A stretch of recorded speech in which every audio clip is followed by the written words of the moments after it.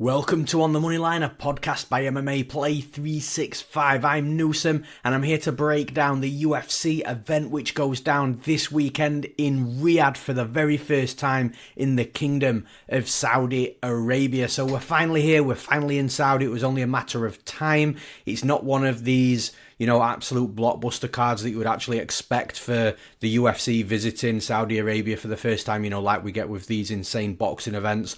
However, it's still a very fun fight card, from top to bottom. There's a lot of really good matchups, some really good fighters, really good fights. So I am actually looking forward to the card. However, at least at the time of recording this breakdown, we do only have 11 fights to break down. The card has fallen apart a little bit, which has taken some of the shine away from it. Of course, we were supposed to have the event headlined by Robert Whittaker and Khamzat Chimaev. Khamzat Chimaev has apparently had a lot of illness issues, so he's pulled out.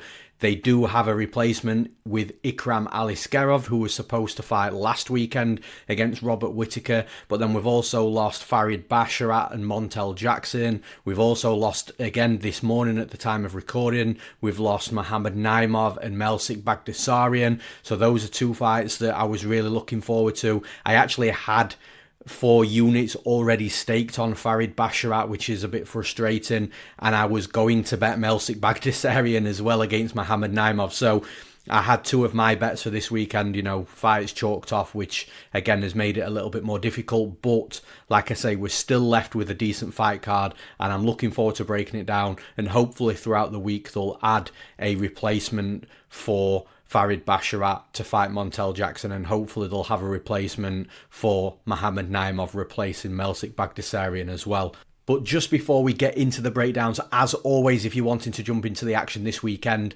from a betting perspective, whether that's the handicapper myself you want to follow, whether that's the fun parlays, whether that's the parlay options that you want, the written breakdowns, the official bets, or whether you just want to put all your trust in Baze AI, our UFC prediction software, which seems to fire every single weekend, then you can do so at MMAplay365.com. All subscriptions are inclusive of absolutely everything, the AI and the handicapper betting advice as well. We don't split those up, so the AI and the handicapper betting advice is all in one package. All you have to do is choose whether you want to pay for just one event, pay monthly or pay annually. It's as simple as that, and that's all at MMAplay365.com. And as always, with the introduction out the way, with the promo out the way, let's get into the fight card and breaking the fights down. And we start, as we always do, with the main event. We've got Robert Whittaker versus Ikram Aliskerov. Now, look, this is a fight and a breakdown where I'm probably going to spend a little bit longer on breaking this fight down than I do on most fights, because there's so much to take in with this specific fight. It's actually crazy and wild to think about. There's so many different angles, there's so many talking points and question marks, so I'm going to get into it all. Probably going to spend a little bit longer on this breakdown than I do on any other fight on the entire card. So yeah, it's a fight that's actually really good though, and I think from a betting perspective, Ikram Aliskerov is going to be a very popular underdog this week, because look, Aliskerov's one of these fighters where you're not really going to get him at a good price, or you haven't been able to get him at a good price. He's always been sort of minus 600, 700, 800. He was supposed to have fought last weekend and he was a minus 1,000 favourite against Antonio Trocoli. So yeah, he's one of these fighters that he's from Dagestan, he's a Russian. Obviously, we know what types of fighters come from that region. Usually it's just the elite of the elite. But yeah, with Ikram Aliskerov, he's an underdog this weekend. And I think he's going to be a very popular underdog, because if he does manage to beat Robert Whittaker, the likelihood that he's going to be an underdog anytime soon after that is very slim. So yeah, I think he's going to be a popular underdog. And from the fight itself, from a situational perspective, let's quickly talk about how this fight was put together, because Robert Whittaker was supposed to fight Khamzat Chimaev, a great fight. Chimaev pulled out just before last weekend's event, and what that allowed the UFC to do is to cancel the Ikram Aliskerov versus Trocoli fight and put Aliskerov in this main event against Robert Whittaker. Now, Aliskerov was fighting Trocoli, who was due to make his UFC debut for the 100th time, it seems, and he was also training for 3 rounds. So now Aliskerov has got between 5 and 10 days to prepare for these extra 2 rounds. But the thing is, like, not only has he got to prepare for the extra 2 rounds, prepare for it mentally for a main event, but he's also got to prepare for an elite fighter. Like, Robert Whittaker is not Wally Alves, he's not Phil Hawes, he's not Antonio Trocoli. Like, Robert Whittaker is the elite of the elite. We're talking about a fighter in the middleweight division that's only lost to Israel Adesanya, who is also in the elite of the elite, and the current champion Dricus du Plessis. So Whittaker is beaten every single other fighter in the middleweight division, and he's not exactly been fighting lower ranked guys. He's a former champion himself, you know, a former title challenger. He's only fought the best of the best in the division. So Aliskerov has not only got to prepare for these extra 2 rounds, but he's also got a huge step up in competition in Robert Whittaker. And then you look at Aliskerov in regards to, well, you know, how does he look in a round 3? Because look, in the UFC, he's just been dead in dudes, and that could absolutely happen here. We'll cover that shortly as well. But we have seen him in a 3-round fight before, and in the 3rd round, he can look a little bit tired, he can look a little bit fatigued, and again, you're fighting someone like Robert Whittaker, who is a 5-round fight proven. He can go 5 rounds at the same pace he started in the 1st round, he'll look like in the 5th round, and like I say, the skill set and the quality is the elite of the elite. So I think again, I mentioned that Ikram Aliskerov is an underdog here, and I can understand why from a situational perspective, because like I say, he was due to fight Antonio Trocoli over 3 rounds last weekend. Also, the other side point to this as well is he must have been halfway through, you know, the fight week weight cut, and all that will have been paused, stopped, because they put him on the card the following weekend. So although he'll have had a training camp, that's great. He'll have had a training camp for Antonio Trocoli over 3 rounds, which is absolutely just not comparable to a Robert Whittaker fight in a main event over 5 rounds. So I can understand why Aliskerov's the underdog from a situational perspective. Now, you look at Aliskerov from a stylistic perspective, like, the dude's got everything. He's got power in his hands, he's got good wrestling, he's got good topside grappling. And when you compare the stylistic matchup to Robert Whittaker, look, Robert Whittaker's got elite level wrestling. So from a wrestling perspective, Aliskerov, is he going to be able to take Whittaker down? I've always said, and I always will say it, I will never say never to a fighter being able to take another fighter down, because it just takes one good entry and, you know, ducking under a punch, or, you know, just pushing against the cage and being able to get a trip or a throw. So the question is, how likely is it going to be that Aliskerov takes Whittaker down? Well, he might take him down once or twice, but I don't think it's going to be something that he's going to win the fight by, especially over 5 rounds.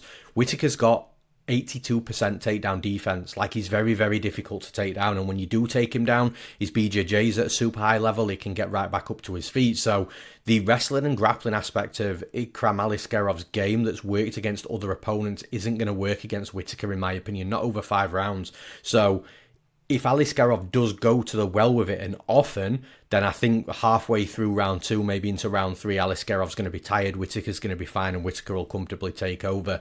So I think if the game plan is to wrestle and grapple Whittaker, I think it's a bad game plan. And also the other side to this is Whittaker has just spent a full fight camp preparing for Khamzat Chimaev over 5 rounds. Khamzat Chimaev is a much better, not only fighter, but absolutely better wrestler and grappler than Aliskerov.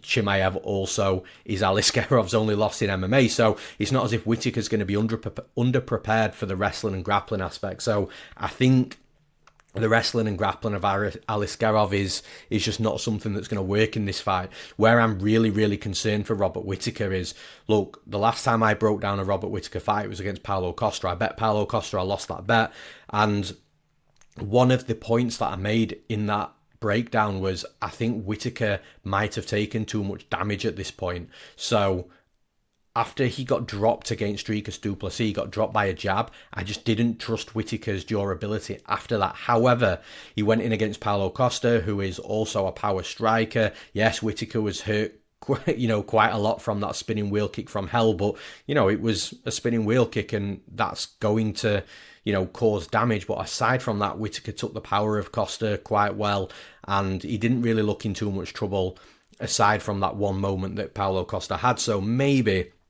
just maybe, the durability concerns were a little premature from myself with Whittaker. However, it's still in the back of my mind that look, if he got dropped by a jab from Dricus du Plessis, what's going to happen when Aliskerov, or if Aliskerov catches Whittaker on the chin clean? Because Aliskerov chambers so much power in how he strikes, and when he does connect, it hits deceptively hard. So that is the one concern that I've got for Robert Whittaker. However, take away the power aspect and just looking at this from a technical striking perspective, Whittaker is absolutely levels ahead of Aliskerov. So I think it's going to be one of those where Aliskerov's probably mixing things up. I don't think he has his way at all with the wrestling and grappling. I think where Aliskerov has really got his best chance of beating Whittaker is by, just landing power strikes on him in between the volume that Whittaker's putting on Aliskerov. But again, like, Whittaker's movement is really good defensively, offensively, moving laterally in and out of range, sliding in and out of range. So Aliskerov's striking just isn't at that level. So I don't know how many opportunities Aliskerov's going to have just to land that one clean shot. He's going to land strikes on Whittaker. Absolutely he is. Like, this is a fist fight, but it's those clean strikes, those strikes that get through the guard or get through the advancing punches of Whittaker from a counter-striking perspective. How many of those opportunities is Whittaker going to give Aliskerov? And I'm just not too sure. And I think if Aliskerov is going to knock Whittaker out, I think it's probably going to have to be in the first 10 minutes, maybe 12 and a half if I'm being kind, because once we get deep into this fight, late into round 3, round 4 and round 5, I expect Whittaker to just be levels apart from Aliskerov, because he's been there a million times, because he's a former champion. He's a proven, like I've said before, a proven 5-round fighter. So I actually think that it's a difficult fight for Aliskerov, and I really, really hate to side against a Russian born in Dagestan, because these guys are just absolute killers, but it's just so hard not to see so many upsides with Robert Whittaker in this specific fight.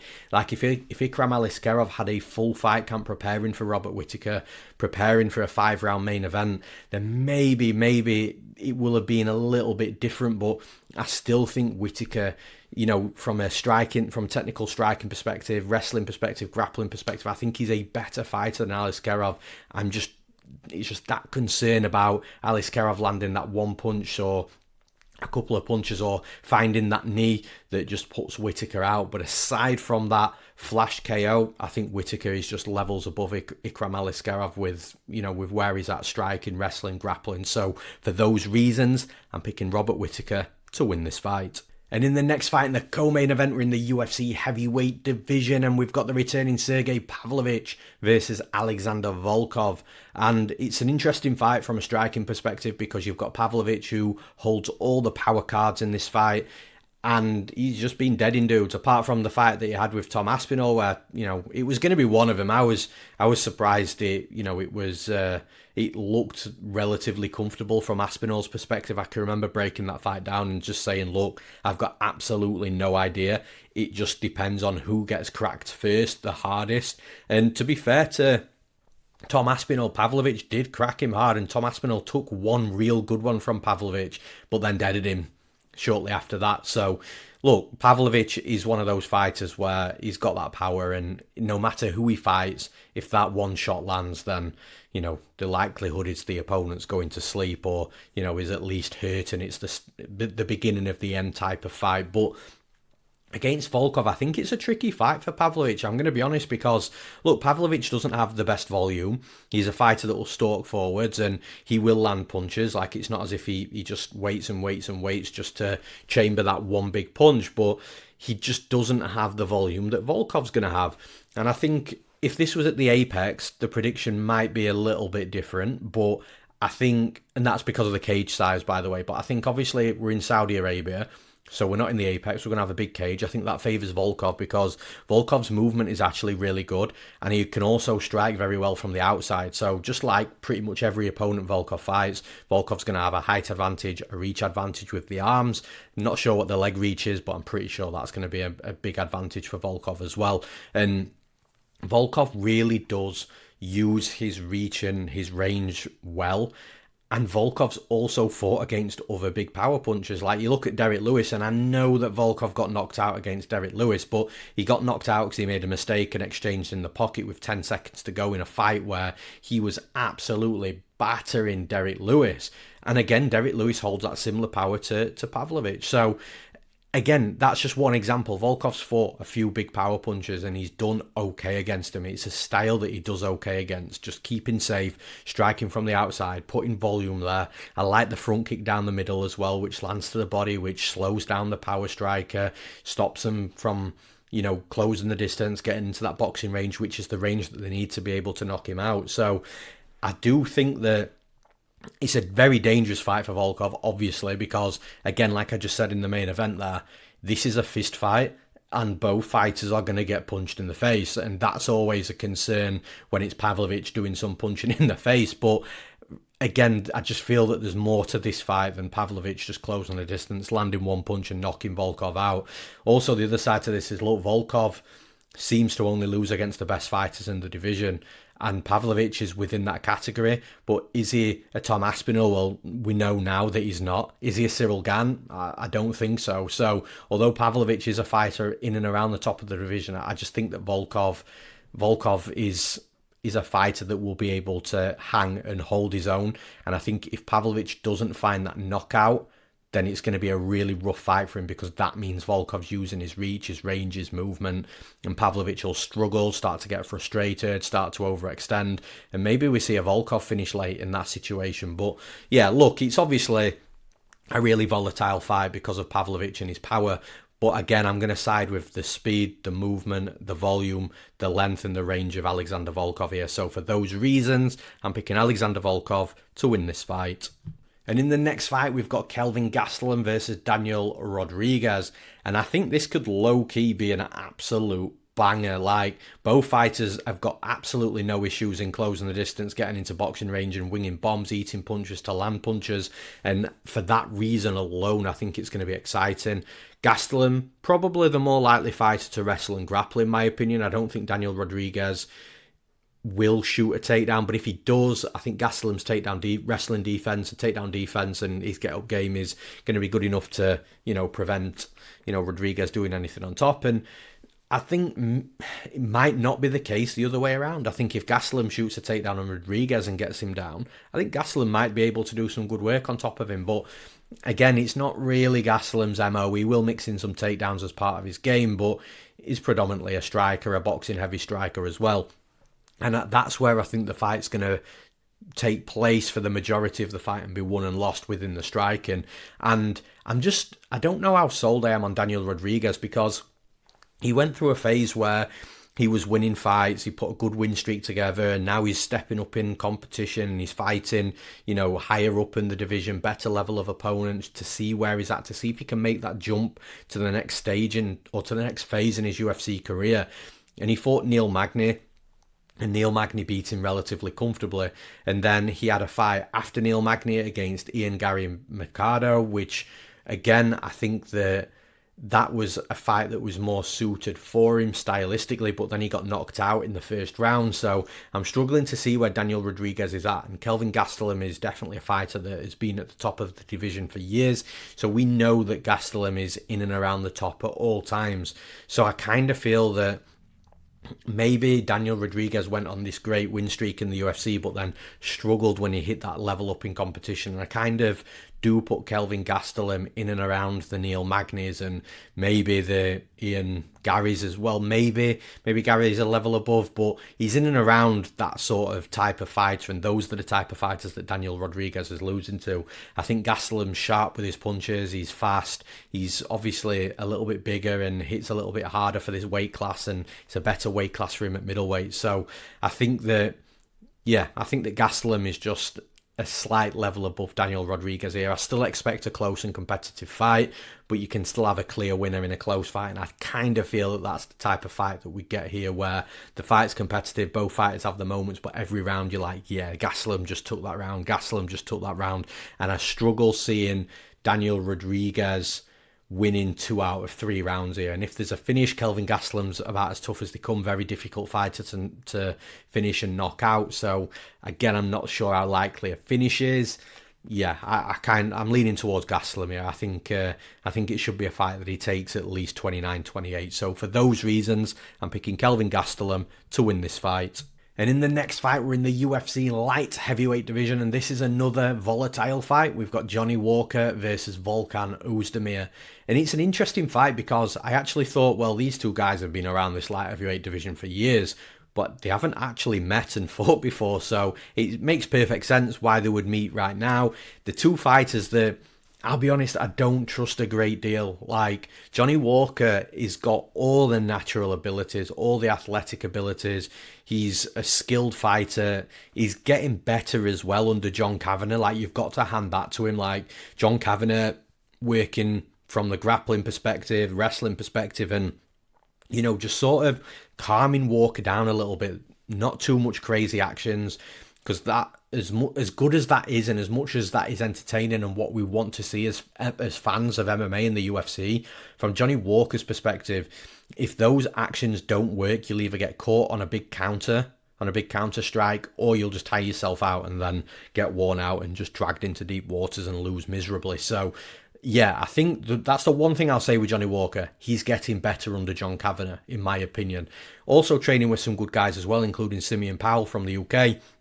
Simeon Powell's another good fighter in the division, a perfect training partner.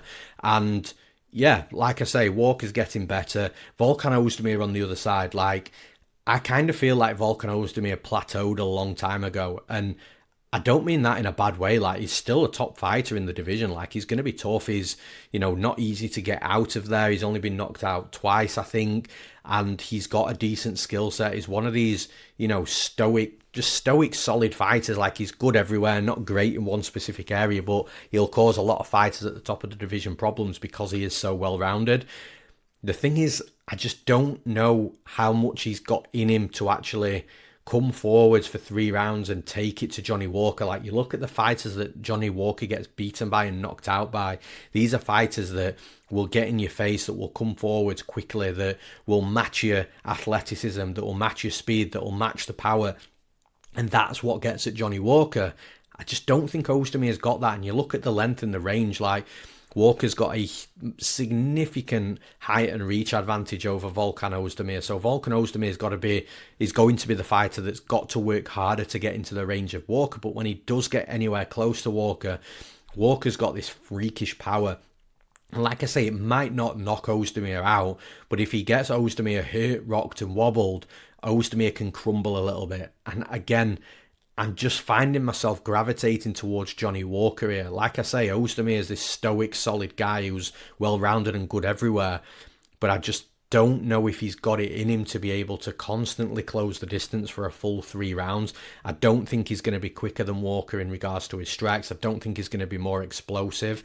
And I don't think his movement's going to be better either. And those are the 3 things that have to be matched with Johnny Walker to beat him. And I don't think Volkan Oezdemir's got that. So for those reasons, I'm going to pick Johnny Walker to win this fight. And in the next fight, we've got a fight that I've actually seen quite a few people talking about. We've got Shara Magomedov, which I'll call him Shara Magomedov moving forwards, versus the newcomer making his UFC debut, Joilton Lutterbach. Now, Joilton Lutterbach is a fighter that I feel maybe not many might have heard of, and people might be thinking, okay, well, he's been brought into the UFC against Shara Magomedov to, you know, take a beating and lose. And honestly, I promise you, I don't think that's the case. I think Lutterbach is highly experienced. He's a black belt in BJJ. He's a black belt in judo. He's been around so many different promotions. I've known and seen Lutterbach fight numerous times before this, so he's a fighter that I am familiar with.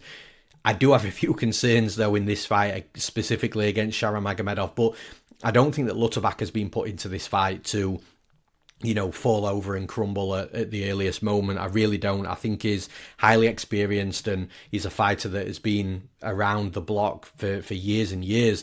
And he's not a fighter that's old either. He's got his work done very early in his career. Now, I know a lot of people that are tuning into this podcast probably listen to many other podcasts, and what you're going to hear from pretty much every single analyst, in my opinion, anybody that's trying to break these fights down is in this specific fight, you're going to hear everybody talk about, okay, well, Magomedov's debut, he fought Bruno Silva, who's predominantly a striker, and he was taken down 3 times relatively easily, and when he was taken down, he didn't really make any effort to get back up to his feet. He was landing strikes off his back, which worked for that specific fight, but it's not going to be a good strategy moving forwards in the UFC, and that's absolutely correct. It's correct. It's a correct piece of analysis, and it's a point that we have to talk about. However, every single fight is different. Like, for a start, look, Magomedov won't have gone into that Bruno Silva fight and thought, okay, this guy's going to try and wrestle me all night and he's going to stay on top of me. He will have gone into that fight thinking it's going to be a striking war.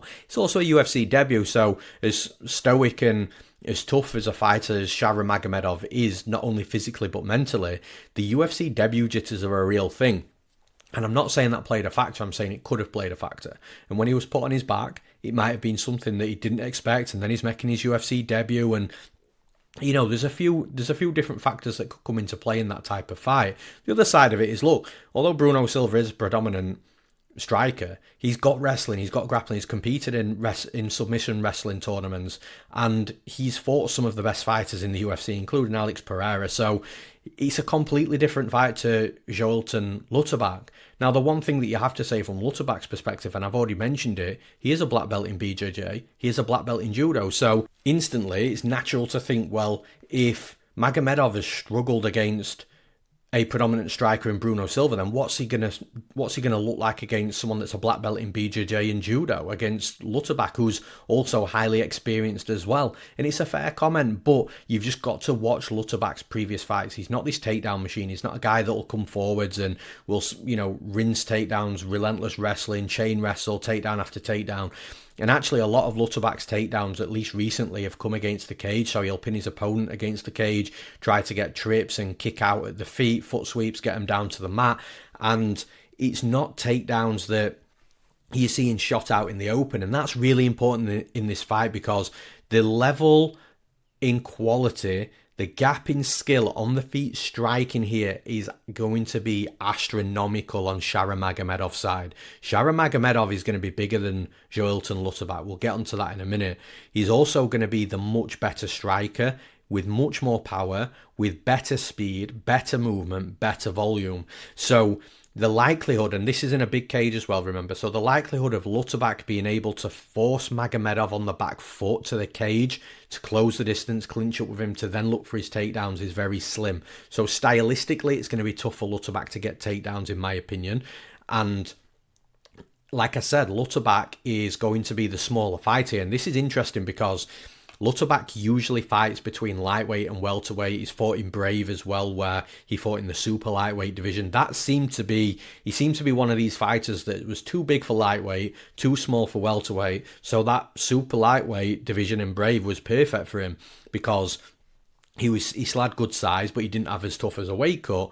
But here he's fighting up in middleweight, and I think he's going to be very, very big. He's going to look physically big, and I don't know if that's going to work for Lutterbach, because he's never been the quickest fighter, the most elusive fighter on the feet in regards to his movement. He's also been very hittable, zero head movement. You can really get at him. And now he's moving up in middleweight. He's going to be that little bit slower than normal. The movement's going to be a little bit less. And those are physical traits that he already struggled on a little bit. So I think Lutterbach is just going to be there for Magomedov to be absolutely piecing up and lighting up. And I do think Lutterbach's going to have his moments from a counter-striking perspective. And I still stand by what I said when the UFC just aren't throwing in like a can fighter into the UFC for Magomedov to do a job on. Like, Lutterbach's a serious fighter who has got a ton of experience and is a real mixed martial artist. So Magomedov's got to be respectful of that. But that doesn't mean that I don't think Magomedov is going to do a good job on him. Like I say, from a striking perspective, Magomedov's got the volume, the speed, the movement, the power. And as long as he just stays out the way of getting his back pinned against the cage or getting hit with clean shots from Lutterbach, I think Magomedov will be absolutely fine here, and I think we're actually going to see Magomedov have a good experienced fighter in front of him like Lutterbach that's going to bring the best out of Magomedov, and I think we're going to see a special performance. For those reasons, I'm picking Shara Magomedov to win this fight. And in the next fight, we've got Nasrat Haqparast versus Jared Gordon. And I think this is going to be a really close and competitive fight. Like, I do like Nasrat Haqparast to win this fight, so, that spoiled the prediction a little bit there before the breakdown. But I do think that Gordon is going to be a fighter that nobody at this level is going to really whitewash and run through, because Gordon's got skills and qualities everywhere that will allow him to be competitive. It's just the thing is with Nasrat Haqparast, I think, look, where Jared Gordon is going to have success is when he can be the slightly better striker, when he can get his wrestling and grappling going as well, because he's a strong wrestler against a certain level of opponent, and he's got a decent grappling game to go with it as well. The thing is with Nasrat Haqparast is he's not the easiest fighter to take down. And if you do take him down, again, at this level, and I'm talking about fighters outside of the top 15, at this level, if you do take him down, he's going to be able to pop right back up to his feet. And I don't think Haqparast is going to be shooting takedowns here, looking to take Gordon down, get topside on him. So because I think that Gordon's going to have a tough time wrestling and grappling Haqparast enough to make this fight won and lost in the wrestling and grappling department, I think the fight's going to be won and lost on the feet striking. And in that type of fight, I do struggle to see Jared Gordon getting his hand raised at the end. Maybe Gordon might have better volume, but again, that's just a maybe. It's not as if Haqparast is like super low volume and doesn't throw anything. Like, the dude's got good combinations. He will be waiting. He will wait and he will be patient. Like, it's not as if like he's some 100, 150 strikes per fight type of fighter, but the strikes that he does throw are very calculated, are very measured. They come in combinations from his southpaw stance, and he also has good speed and power with his hands as well, and I think that's what's going to get at Gordon. So like I say, I think the wrestling and grappling is going to be nullified in this fight. I think it's a fight that's going to be won and lost on the feet. And I just think Haqparast holds a little bit more power, a little bit more speed, puts combinations together really well, and will just have the upper hand when it comes to a striking war. And again, it's going to be one of those fights, in my opinion, that's close and competitive, but every single round is relatively clear. And I think Haqparast will get his hand raised. If he doesn't knock Gordon out, I don't see Gordon winning 2 out of the 3 rounds, is what I'm trying to say. So for those reasons, I'm picking Nasrat Haqparast to win this fight. And in the next fight, this is an interesting fight. We've got Rinat Fakhretdinov versus Nicolas Dalby. Now, a lot of people might look at the betting line here, see Fakhretdinov as a heavy favourite again, and just wonder what's going on there, and we'll probably see value in Dalby because of what happened in both of the last fights. You've got Nicolas Dalby that beat the surging Gabriel Bonfim as a massive underdog, and he's a massive underdog again here. I think that Gabriel Bonfim, if he fought Fakhretdinov, I think Bonfim would absolutely smash him. So again, a lot of people would look at this betting line and think, well, it doesn't make a lot of sense. And then on the flip side with Fakhretdinov, look, Fakhretdinov's a solid fighter, real tough fighter, but Fakhretdinov dropped the ball a little bit against Zaleski dos Santos with the draw. Again, as a heavy favourite, people expected him to win. And yeah, the scorecards were a little bit all over the place, but there was one judge that even scored that fight to Zaleski dos Santos. I think the general consensus is that, look, Fakhretdinov won round 1, he won round 2, and then got absolutely smashed in round 3 with a 10-8 round, which 2 judges actually had the rounds labelled or, scored in that fashion as well. Round 1, round 2 to Fakhretdinov, got smashed at 10-8 in round 3, and then, of course, the fight was a draw. But still, it was an underperformance from Fakhretdinov. Now, I say this quite a lot, and it is something that I stand by, is in sports, not just combat sports, not just MMA, in all sports, every professional athlete will have an off night, off game, off match, whatever you want to call it. Because they're human beings, and that's what happens in competitive sports. Even the best athletes in the world will have a bad performance. You look at a Ronaldo or a Messi, they'll have a bad football game from time to time. Not every game that they play, they'll be playing at the best of the performance, and that's the same in MMA as well. And I think Rinat Fakhretdinov just had an off performance against Zaleski dos Santos. Like, if they fought another 9 times, I think Fakhretdinov wins that fight at a real high clip.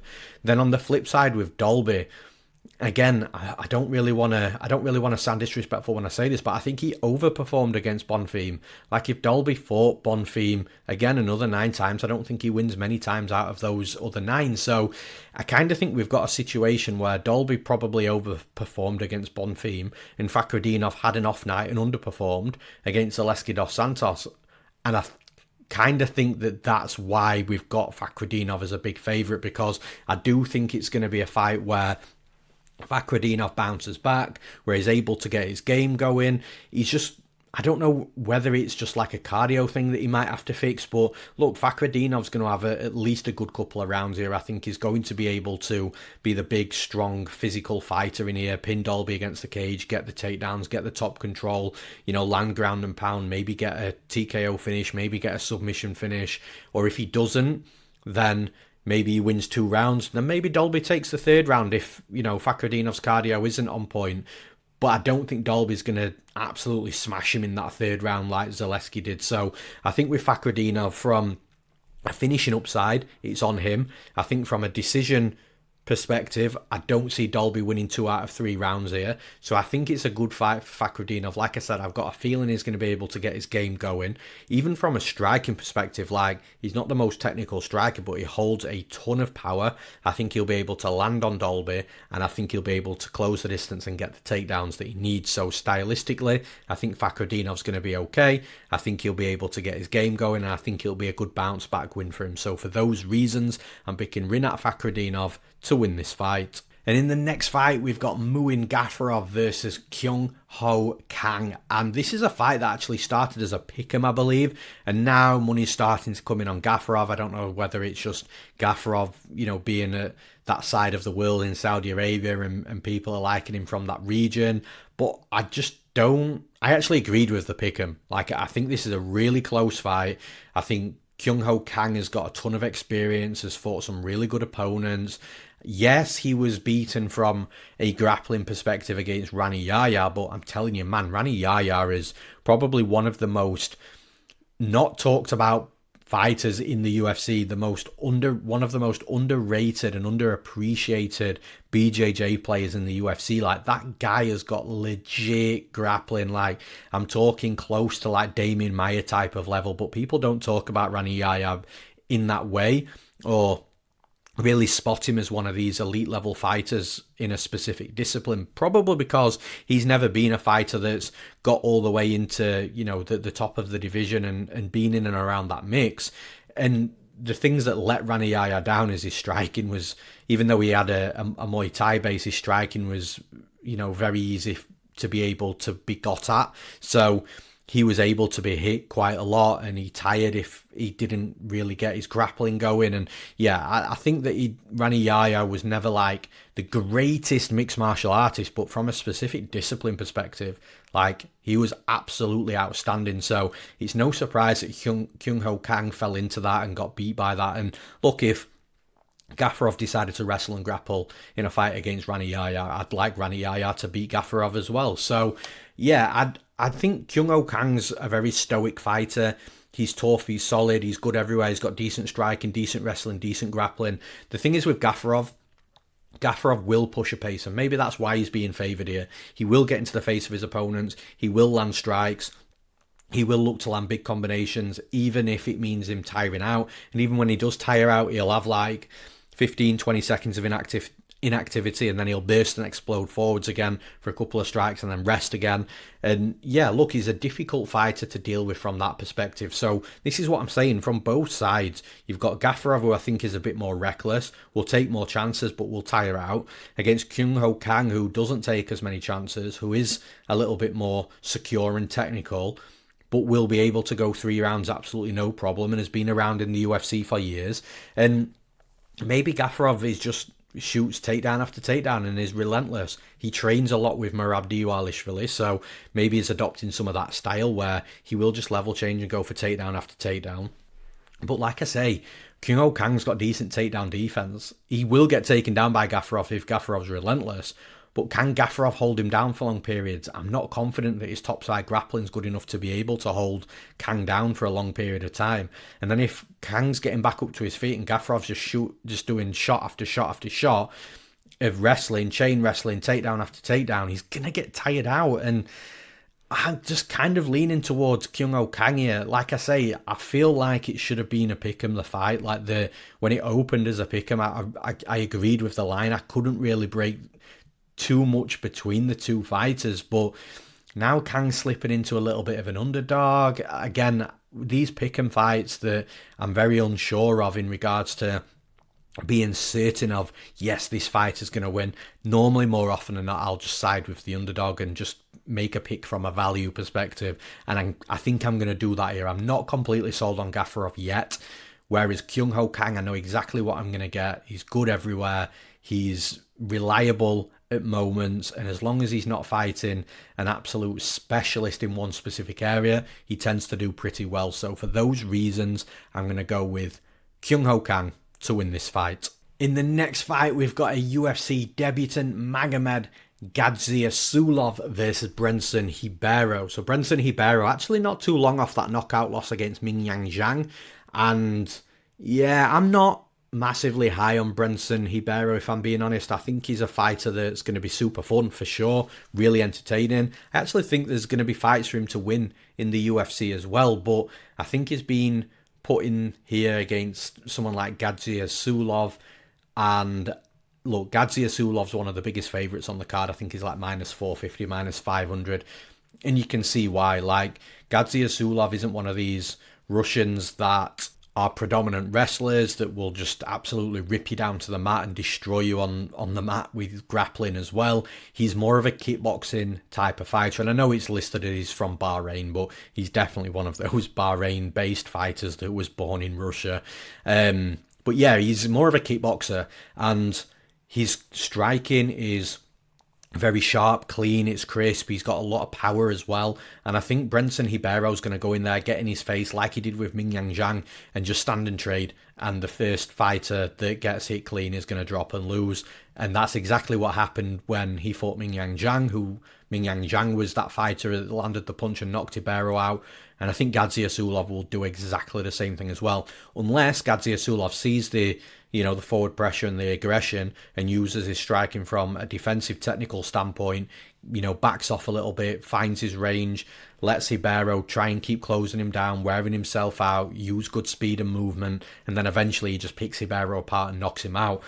I see both sides. I think that if Ribeiro comes in swinging hard in the pocket in the face of Gadzhiyasulov, I think the better striker normally finds that clean punch, and that's Gadzhiyasulov.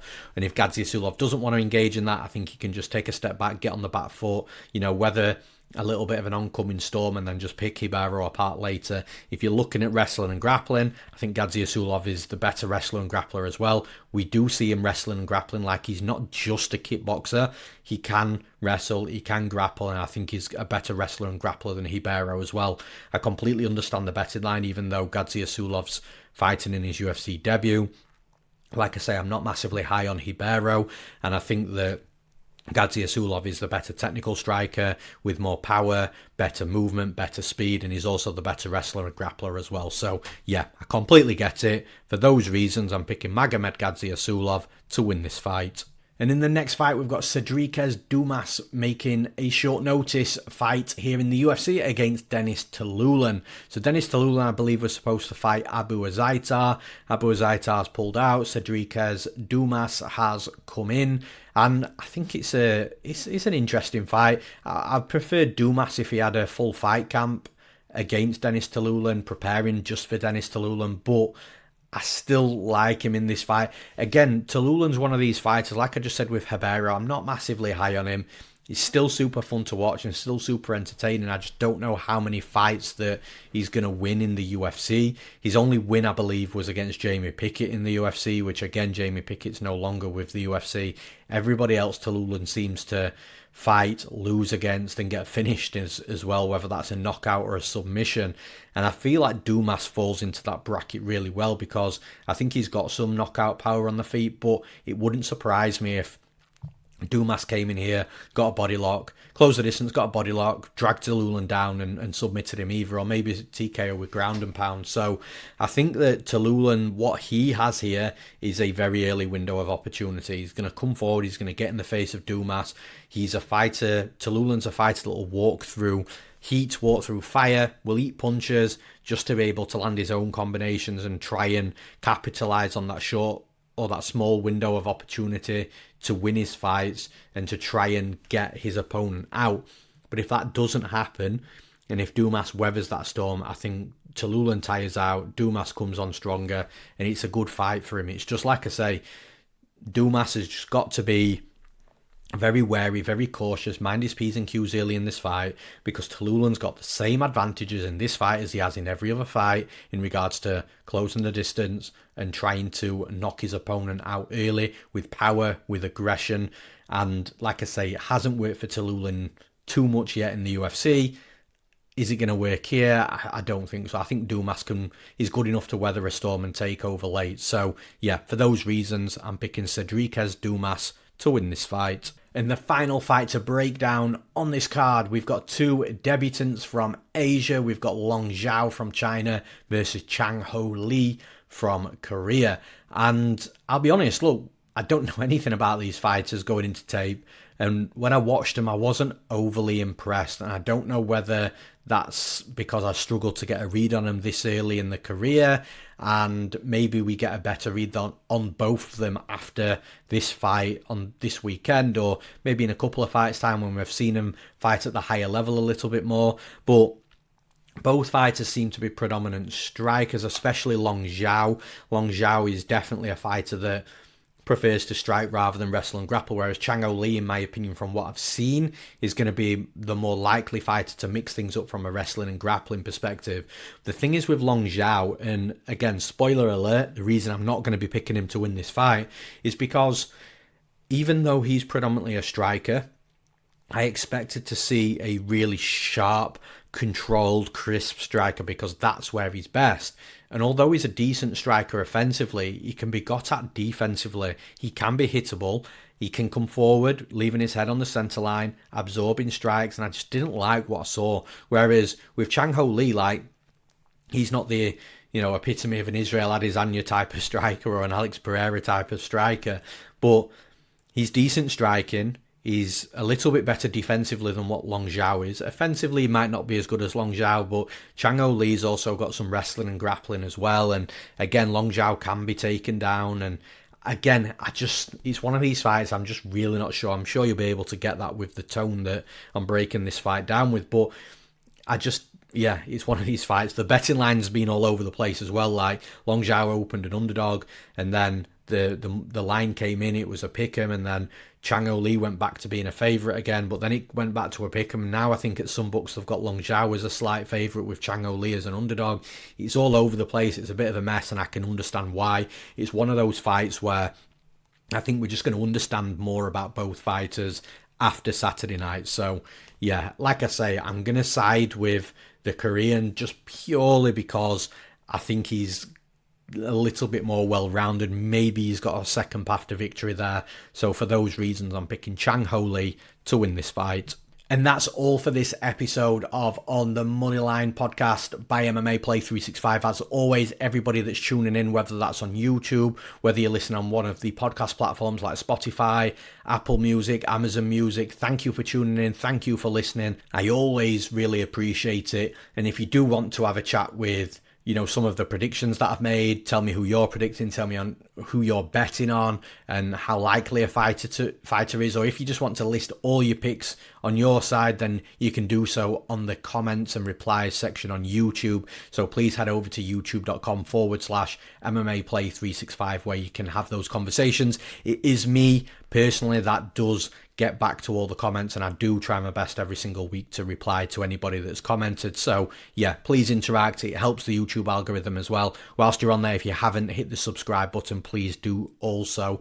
And one more time, if you want to jump into the action this weekend, you can do so at MMAplay365.com. We've got something for everybody.